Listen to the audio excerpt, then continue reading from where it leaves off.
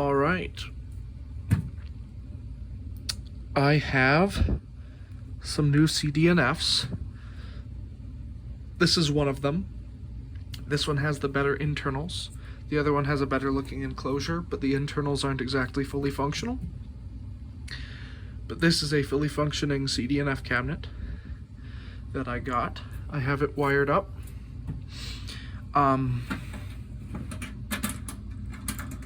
It has the coolest latch mechanism I think I've ever seen on a siren. You grab that, then you twist this part, and then that comes off, then it opens right up. Here's the innards. So this is originally a 240 volt unit, but this is a 120 or 240 volt transformer, depending on how you wire it. So what it originally had is this brown wire and the white wire, I believe. The brown wire and the white wire were connected together and just put off here to the side. And then it was the orange wire and the black wire. But what I did is I grabbed the white wire, shoved it in this terminal, black wire goes in this terminal, orange wire stays in the top terminal, capacitor goes across there. The capacitor's on the 240 volt ones as well. This is originally 234 volt, 240. And so right now it has 120 because I rewired it for 120. So this has a fire, but a steady and fire position card. I think they just moved cycle to fire so they could use the fire tone encoder on this. But originally it was set to 14.5 attack, which is really weird. I'm going to test this thing with the radios. I already have tested it with the radio. The radio activation works. I just need to make the rest of the two-tone activations because this unit is two-tone. But yeah, I'll give you a demonstration of steady's just alert. Let me cancel that again. You can watch the LEDs come on. This is the steady card. This is the attack card. Steady card comes on, and that'll just do it for 3 minutes.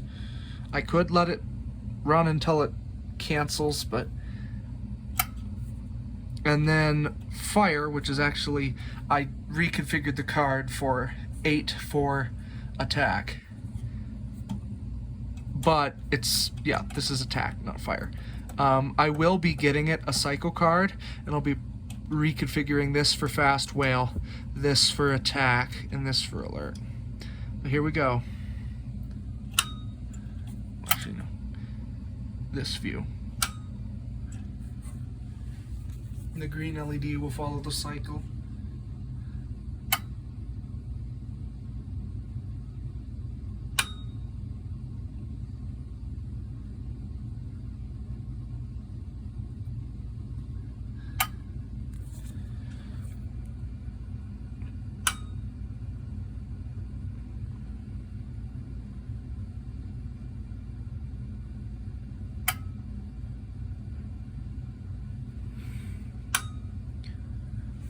Right here is the relay.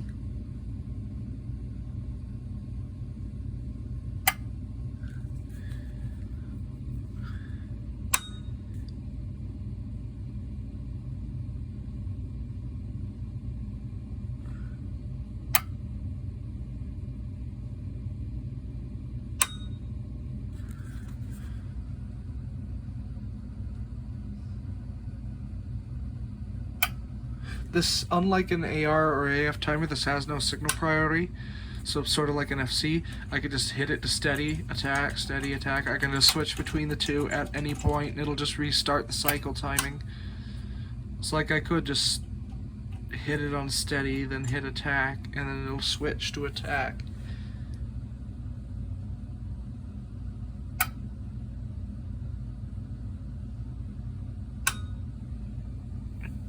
Or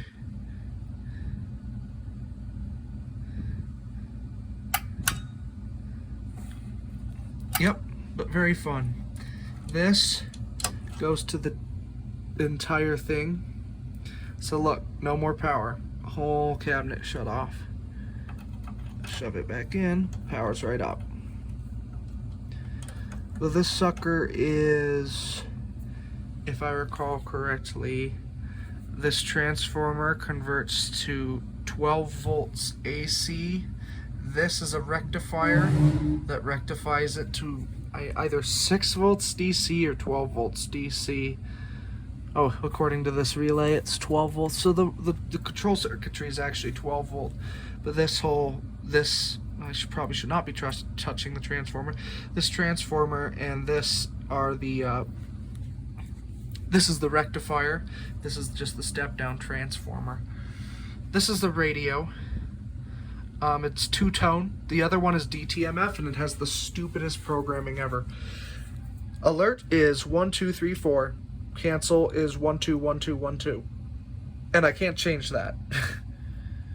Unless I like redid the control circuitry, which I don't want to do. This one's two-tone, which I might actually be able to put to good use.